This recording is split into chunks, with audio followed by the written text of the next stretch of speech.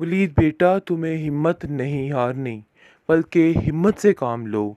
तुम इतने बुज़दिल कैसे हो सकते हो? क्योंकि वो अपनी माँ के सामने ज़ारों को तार रोने लग जाएगा और कहेगा कि मैं आपके लिए कुछ न कर सका। लेकिन जब देखेंगे कि मिनाहिल भी आ जाती है और तसल्ली देती है इन लोगों को और कहती है कि आप लोगों को परेशान होने की ज़रूरत नहीं, बल्कि मैं और फूफो जान हम दोनों आपके साथ हैं। फूफो जान अपनी सहेली के लिए काफ़ी परेशान हो चुकी है और कहती है कि नरगिस, तुम फिक्र मत करो, सब कुछ ठीक हो जाएगा। मुझे इस चीज़ का पूरा पूरा यकीन है।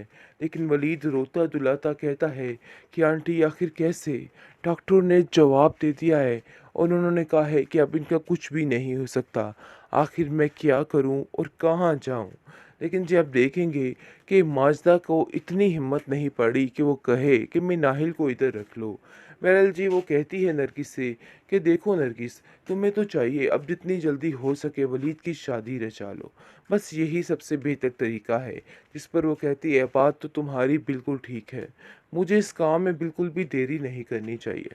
मेरा दिल है कि सबसे पहले यही काम निपटाऊं, क्योंकि ये काम बहुत ज़्यादा ज़रूरी है और इन सब चीज़ों की ज़रूरत मुझे ज़रूर पड़ेगी। लेकिन जी आप देखेंगे कि माजदा की बात को कहता है वलीद, आंटी आप कैसी बातें कर रही हैं? मैं अपनी माँ को इस हालत में छोड़कर अपनी ज़िंदगी को कैसे शुरू कर सकता हूँ? ऐसा कभी नहीं हो सकता। मिनाहिल काफ़ी हैरान और परेशान है कि आखिर इस टेंशन की बात में इन लोगों को शादी की बात कहाँ से याद आ गई, क्योंकि वो इस बात को लेके काफ़ी ज़्यादा सोचने लग जाती है और सोचती है कि आखिर कैसे वो इन लोगों को इस बात की हामी भरने दे। लेकिन जी आप देखेंगे कि काफ़ी परेशान हो जाती है और उसके चेहरे की परेशानी वलीद को समझ आ जाती है कि कहीं न कहीं कोई ना कोई गड़बड़ ज़रूर है। कुछ तो ऐसा हो रहा है जिसकी वजह से घर से बाहर परेशानी। निकाल दिया है। जिस पर माजदा कहती है कि अरे भाई, उसकी इतनी हिम्मत कि वो तुम्हें धिक्के देकर इस घर से बाहर निकाले। तुमने अपने लिए कुछ भी नहीं बोला, कोई तो बोलता तुम कुछ, यानी कि कुछ तो तुम अपने लिए कर पाते। लेकिन जी आप देखेंगे कि जैन कहता है कि मैं काफ़ी ज़्यादा मजबूर था और मुझे खुद किसी बात की समझ नहीं आई है। मिनाहिल घर के माहौल की वजह से काफ़ी परेशान हो चुकी है, क्योंकि माजदा का जहन था कि हर किस्म का बर्डन मिनाहिल पर ही डाला जाएगा, लेकिन उसने भी कोरा जवाब देके हर चीज़ को ख़त्म कर दिया। दूसरी तरफ वलीद काफ़ी परेशान अपनी माँ के लिए है। उसकी माँ की तबीयत दिन ब दिन काफ़ी ख़राब होती जा रही है और दिन ब दिन चक्कर खा के नीचे गिर रही है, जिसकी वजह से घर में काफ़ी ज़्यादा परेशानी बनी हुई है। लेकिन वलीद अपनी माँ को यकीन दिलाता है कि माँ जी, आप परेशान मत होइए, आप बहुत जल्द ठीक हो जाओगी और अपने पैरों पे खड़ी हो जाएंगी।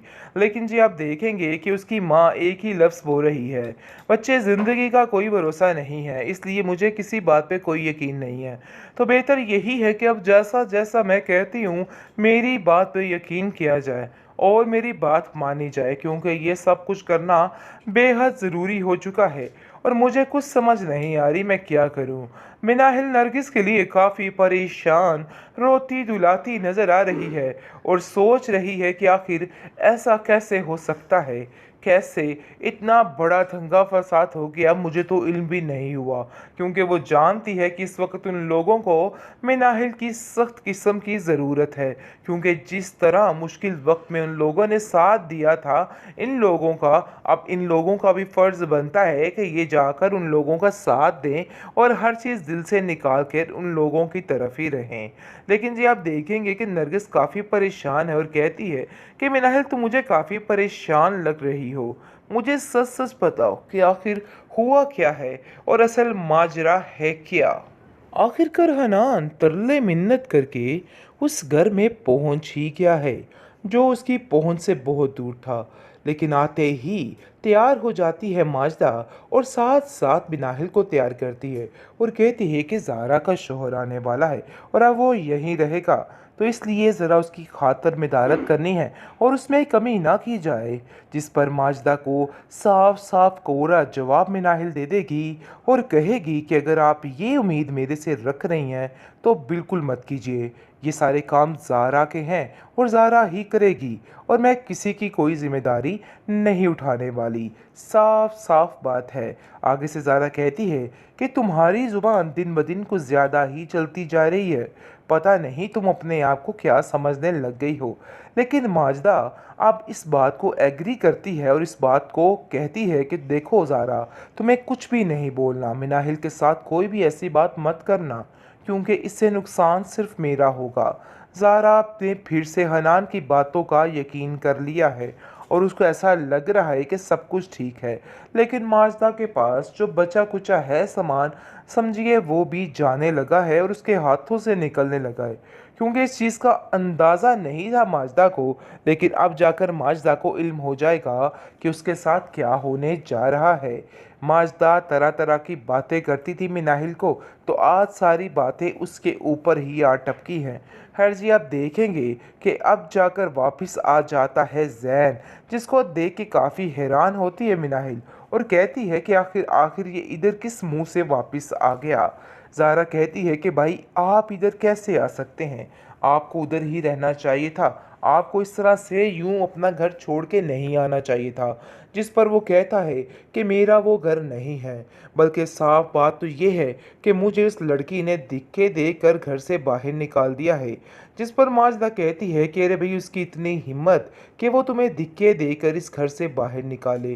तुमने अपने लिए कुछ भी नहीं बोला, कोई तो बोलता तुम कुछ, यानी कि कुछ तो तुम अपने लिए कर पाते।